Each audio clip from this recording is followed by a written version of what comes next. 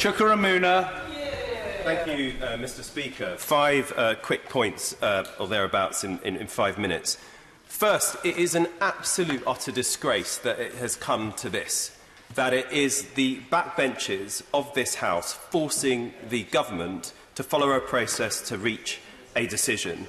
The Prime Minister should have been the one sponsoring and initiating this process. It's called leadership.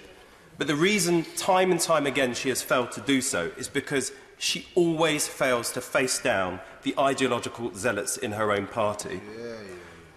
Now, she has suggested that if what comes out of this process, and I hope we get a majority behind something, is at variance with what she has proposed, she may simply ignore Parliament. But this is a parliamentary democracy.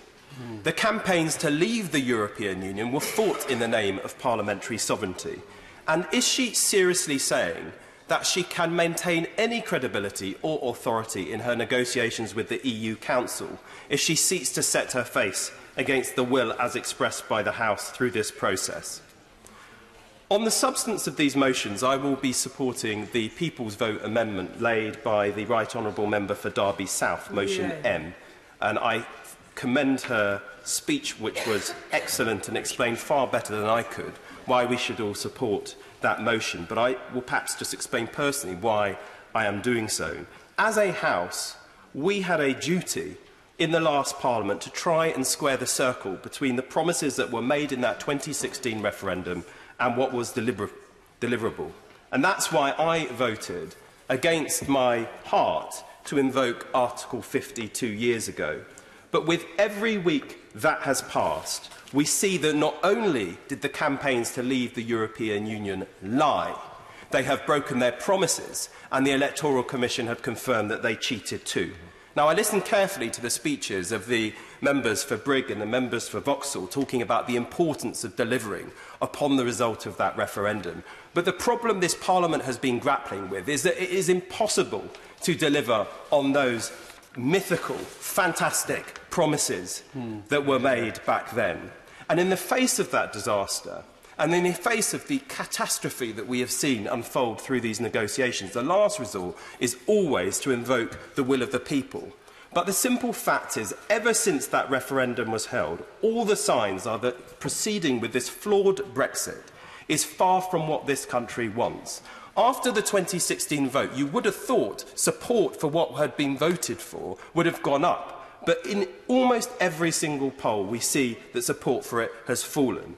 And let's not forget that that is a poll that was held 3 years ago, and 37% of registered electors voted for it. The most recent poll of the British people was held in 2017, when the Conservative hard Brexit was put to the British people, and the party of government lost its majority. If that were not the case, we wouldn't be having this protracted process right now. But above all, I say this to those who talk about the will of the people. Democracy is not static. It is a dynamic thing. We did not, in this country, choose to have a system where you have one general election, a one-party state, and you never go back to the people for a view on things, as our country and the world changes and adapts.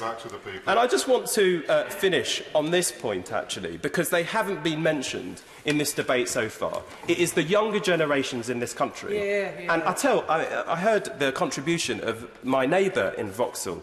The younger people in our area, in our borough, which is one of the youngest in the country, will not ever forgive this Parliament if it seeks to impose this disaster on them. More than 2 million of them have become entitled to vote since that 2016 poll, and we know that an overwhelming majority of them want to stay on this process, and an overwhelming majority of them want to keep the current deal and the privileges that older generations in this country have enjoyed for years. And that is why, if in the end we are faced at being at a cliff edge, with all the catastrophe we have seen spelt out in cabinet documents, we know what this is going to mean for people's jobs and livelihoods. If we are on the cliff edge, we haven't got that people's vote, then of course we must do what is in motion L and revoke Article 50, because no one in this House has a mandate to destroy people's jobs and livelihoods. And we know it will do that because the Cabinet has produced its own briefing papers to tell us that's a fact. That is what's at stake here. That is what we have to think about when we make this decision. It's not about us so much as it is about future generations, and it's important we do right by them.